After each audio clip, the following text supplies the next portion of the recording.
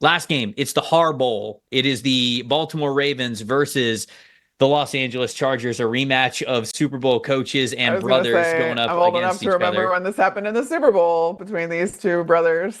Very excited that these two coaches, certainly, John Harbaugh's been here the whole time, but that Jim Harbaugh is back and we get this matchup. And I'm very excited that it's with two good teams, right? The Ravens are a team that are threatening for the 1 seed in the AFC. I wouldn't say the Chargers are threatening for the 1 seed, but they're certainly in playoff position a lot sooner than what people thought they would be. They've got the number one defense in the NFL statistically. They've got a quarterback who's absolutely on fire, and they're hosting a really good Ravens football team. So your matchup that matters here for Monday Night Football, what do you got? Yeah, I'm really interested to see how Jesse Minter, the defensive coordinator, decides to attack Lamar Jackson because Lamar Jackson is one of the best, is the best quarterback, in fact, against the blitz. He's got an 87.4 PFF grade against the blitz, which ranks first. 9 touchdowns, 2 interceptions. He's got 64 completions, gaining a first down. That also leads the league.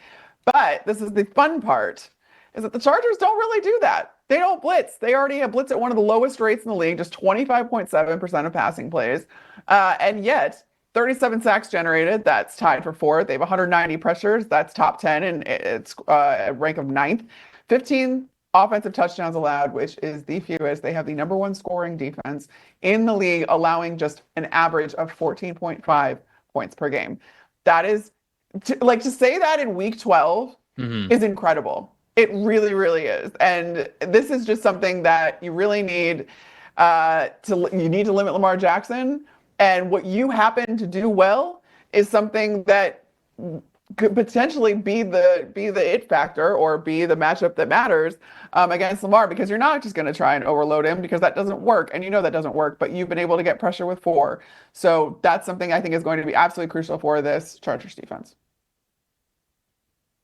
I'm looking up a number really quick because I wanted to build off of what you said when it comes to Lamar versus the blitz. So this is an article by Bradley Locker, who writes for us at PFF, and he was looking at how. Remember how last week I said that Mike Tomlin plays Lamar better than basically anybody out there? Well, that came Yeah. to fruition again last week, and they were able to limit Lamar, and Lamar looked very, very uncomfortable. And so Bradley wrote an article where he was looking at certain numbers, because you're totally right that Lamar plays really well against the blitz, but it still worked for the Steelers last week. Mm-hmm. It's from that article, which you guys can see at pff.com, but I'll read you some of the numbers here. The season average blitz rate for the Pittsburgh Steelers before week 11 was 28.1%. Against Lamar, it was 41.7. So it was a much higher blitz rate than it had been previously throughout the season. And then since 2021, if you want to take it back, the Steelers played a lot of man coverage against Lamar last week. They played a lot of cover one. Lamar's passing versus man coverage over the last, 3 seasons, a 68.4. Against zone, it's all the way up to an 89.4. So Oh. blitzing and playing man coverage actually worked for the Steelers when it has not worked against a lot of other teams specifically. Like you mentioned, Lamar's been great against the blitz. Yeah. But I think it's when you time and combine that man coverage with the blitz that was really, it had him very uncomfortable last week. Now, something that is worth noting, the Chargers don't do a lot of that. They don't play a lot of single coverage. They don't play a lot of cover one. And they don't feel like they have to blitz a ton. They play a lot of cover three. They play a lot of quarters. And so does Jesse Minter want to switch up how they have been playing this season because it has been so successful? And does he think he has the personnel to do so, even if he Right. wants to? Because that's another part of this equation. So I thought that was very fascinating, looking at Bradley's article and then parsing that with what the Chargers naturally have done so far this season. They haven't really done that, but neither did the Steelers a ton up until last week. So they were able to up what they did in the blitz category and the cover one category, playing a lot more man coverage. Will the Chargers follow suit? So I think that's something that I'm going to look out for. I think another element to that is Jackson scrambled just one time for 0 yards, which was the first time that Lamar Jackson scrambled for 0 yards since 2022. So it'd been quite a while. So very clearly the Pittsburgh Steelers did a great job at containing him. And I think that is something that Jesse Minter does not want to do, is let Lamar Jackson out of the pocket without a spy being right there to really close in on him. So that I think that he will try to do, but can he do the rest in coverage? That's something I'll pay attention to. Your plus factor here in this game, what you got? That is really interesting. And have the Pittsburgh Steelers kind of figured out a blueprint to play Lamar Jackson? I don't know. I don't know if we can call it that. Yeah. I don't know if we can call it that, but like, yeah, again, is there a way There's where you something can to rattle that Lamar? Right. There's something to that if they switched up their tendencies that drastically. And maybe it was the sole fact that they switched up their tendencies that drastically and that the Ravens offense was looking for one thing and just didn't get it. Maybe that was part of it too. Who knows? Fascinating stuff, though. Again, very interested then to see how Jesse Minter decides to play Lamar Jackson.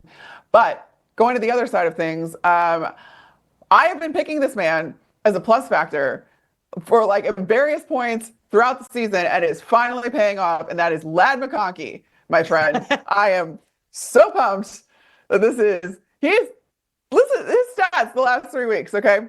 5th best receiving grade among qualified wide receivers.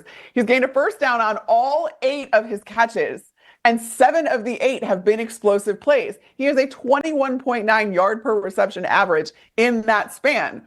And this is also, he only has a 20% threat percentage, which ranks 24th among qualified wide receivers. I'm like, hey, get him the ball more. That's what I want, because now I'm right, which I love being. But it's my plus factor for this offense that has now opened up, because I think in the beginning of the season, you saw a lot of what you were expecting to see out of a Jim Harbaugh offense, which was very kind of conservative, that really physical brand of football. Again, the ground and pound. J.K. Dobbins, so happy for him. He's been so just the workhorse for this season, and he's been so steady and so solid. Couldn't say enough about J.K. Dobbins, but you need to open up this offense when you have Justin Herbert, and that's exactly what the Chargers have been doing over the past few weeks. And it's resulted in this surge of Ladd McConkey, and I loved him coming out. I thought he was going to be great. And now he is going to be great because he's got Justin Herbert throwing him the ball. And this offense is clicking kind of more in the vision of what you think that it should be, given the fact who their quarterback is and just kind of the personnel that they have. The plus factor for me is still Justin Herbert. I mean, I could have gone with the 2 offensive linemen. I think the offensive tackle duo is playing really, really well. I wanted to shout them out. But since week 7, Herbert's had an elite passing grade. He's got 17 big-time throws. He's got 2 turnover-worthy plays. I mean, it's stupid, folks. I mean, it's just a crazy rate of big-time throws and turnover-worthy plays, 7 touchdowns, 0 interceptions. Last week, he led the team in rushing. I mean, it's just, it's unbelievable what he is able to do. Justin Herbert is playing like an MVP. And I think that if they're able to win on his shoulders against the Baltimore Ravens, we're going to start talking about it a lot more as him being not just sort of this distant MVP, somebody who is in the running, maybe a top 3 guy already because of how well he has played over the last month. So wanted to hat tip Justin Herbert, because at this point in time, he is the plus factor for any game that they go up against, because he's given his team a chance to win every single week. It's a great combination that they have with obviously running the ball very well. You got a good offensive line, defense is playing great behind you, and then you throw in a top 5 quarterback in the world.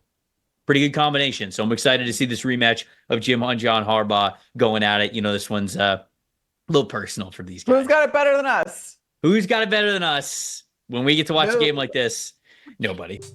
Thanks for watching, everybody. Make sure you like and subscribe the video. And if you don't have a PFF Plus subscription, you can get one to see all the premium stats that we talked about here on the show, plus the expert betting and fantasy advice over at subscribe.pff.com. The description is also right below. So if you are not a PFF Plus subscriber, you can come one today.